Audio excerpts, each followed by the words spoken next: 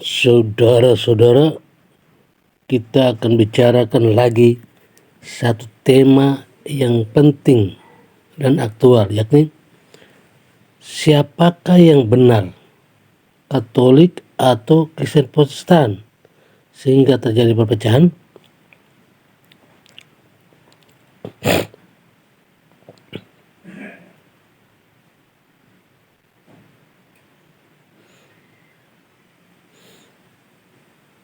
Pada masa kini, terkadang orang yang kurang membaca selalu memberikan beberapa alasan tuduhan kenapa reformasi, di mana Romo Martin Luther memisahkan diri dari gereja Katolik. 1. Gereja Katolik menjual surat indulgensi atau yang mereka sebut pengampunan dosa. 2. Gereja Katolik menambah kitab suci, menambah kitab dalam kitab suci. 3.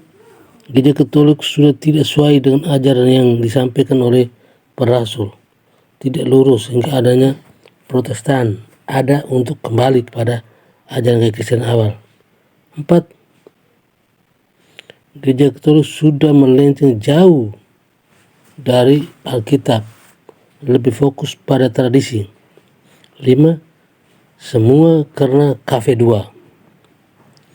Yang sebenarnya adalah Luther menulis tentang ajaran-ajarannya yang anti-klerikal, benci terhadap Roma dan Paus, dan teorinya tentang antikristus. Beberapa prinsip ajaran ada sebagai berikut. 1. Kitab suci sajalah yang menjadi sumber kebenaran. Padahal gereja mengajarkan sumber kebenaran adalah kitab suci dan tradisi. 2. Kodrat manusia telah sangat rusak akibat dosa asal. Maka manusia tidak lagi punya kehendak bebas. Apapun dilakukan, apakah itu baik atau buruk, bukan merupakan perbuatannya sendiri, tetapi perbuatan Tuhan.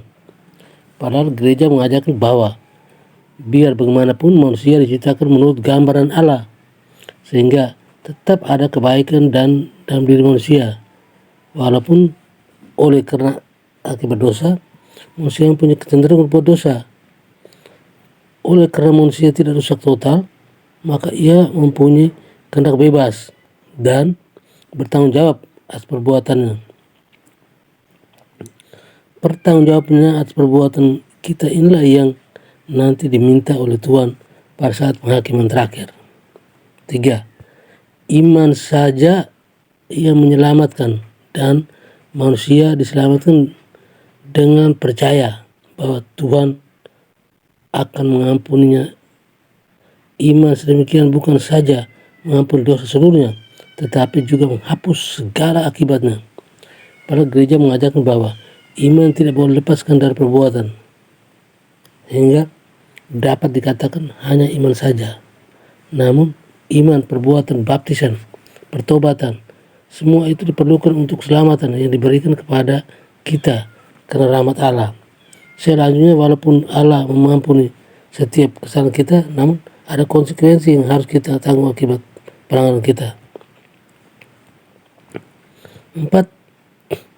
Hierarki dan imamat bukan ditetapkan oleh Tuhan dan tidak diperlukan. Upaya penyembahan tidak penting dan tidak berguna. Pakaian-pakaian gerejawi, siara, matraga, kaul berat, doa bagi orang yang sudah wafat, doa syafaat orang kudus tidak berguna bagi jiwa. Padahal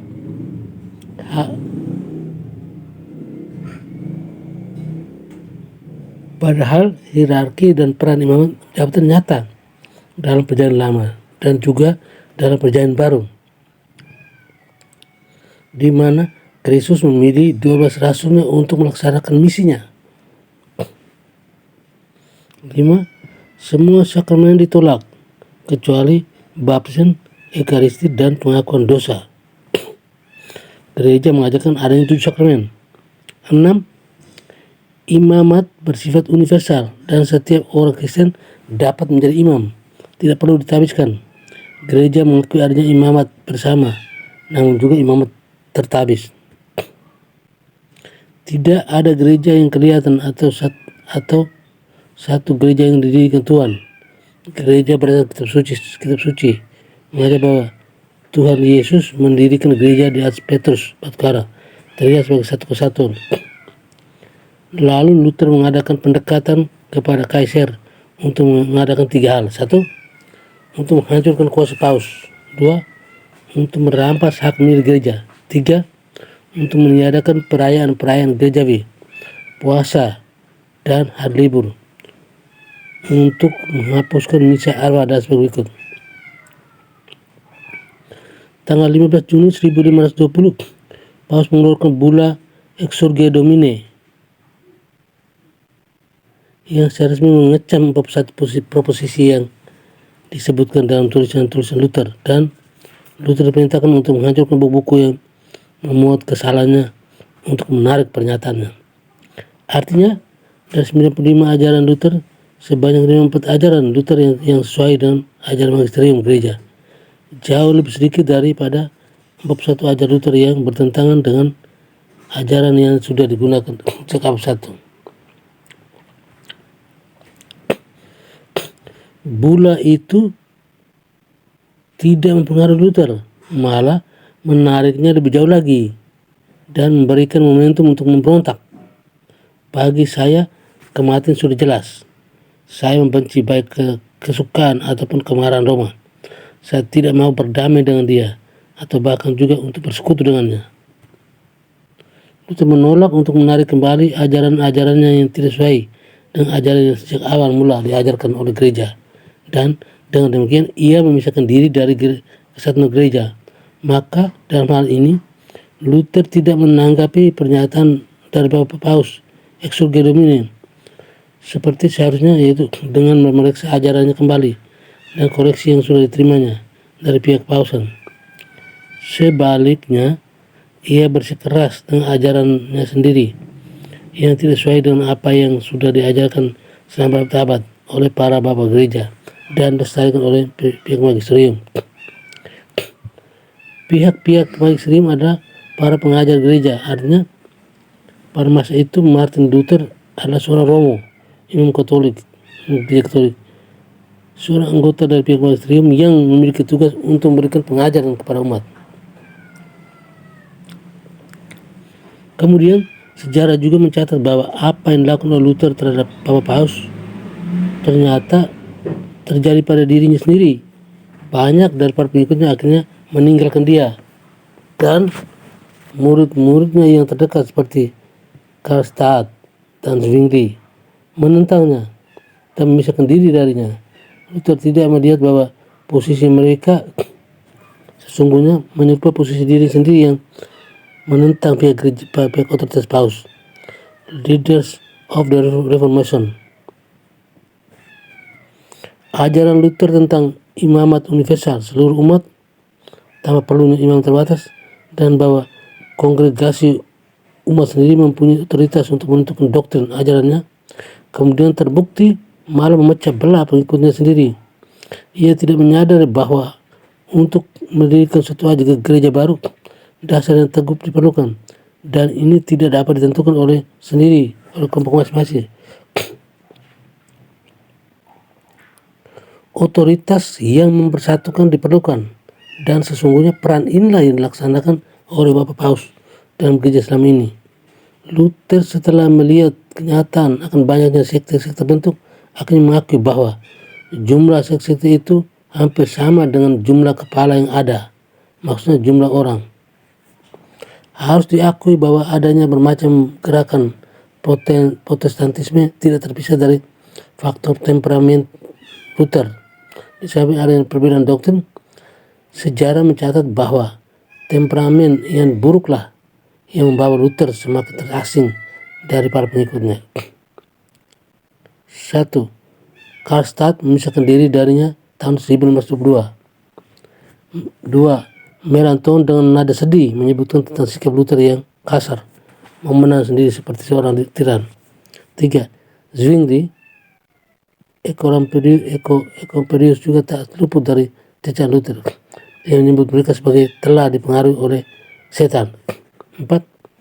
Demikian juga Luther berseberangan dengan Calvin dalam hal doktrin tentang ekaristi dan keduanya tidak mencapai sepakat.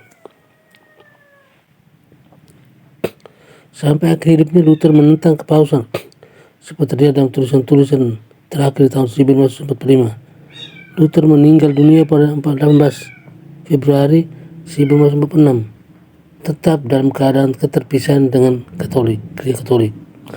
Dari uraian di atas kita mengetahui bahwa Martin Luther diekskomunikasi bukan pertama-tama karena melawan Paus, tetapi karena ia bersikeras mengajarkan suatu doktrin yang tidak sesuai dengan ajaran iman yang sudah berakar dan lama dalam gereja, walaupun sudah berkali-kali diperingatkan untuk tidak melakukannya.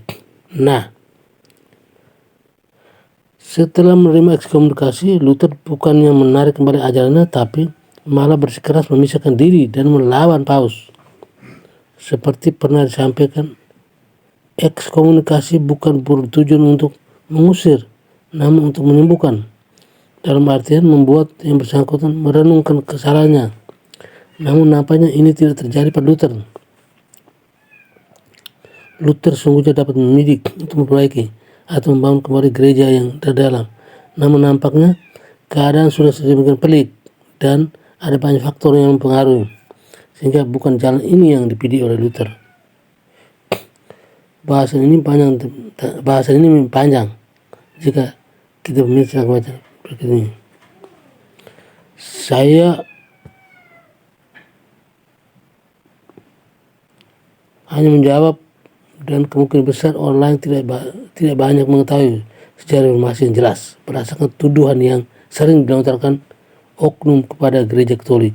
Pasti akan menuduh saya berkata tidak. Jika pembaca ada yang berpikir bahwa saya tidak move on dari masa lalu, sehingga masih bawa-bawa masa lalu karena membawa nama Luther, kalian sangat salah menilai saya. Luther adalah romo nakal dari gereja Katolik. Dia tumbuh dengan gereja Katolik. Katoliknya Luther juga kental, sekalipun dia pisah dari gereja Katolik, Luther tidak membuang semua ajaran Katolik.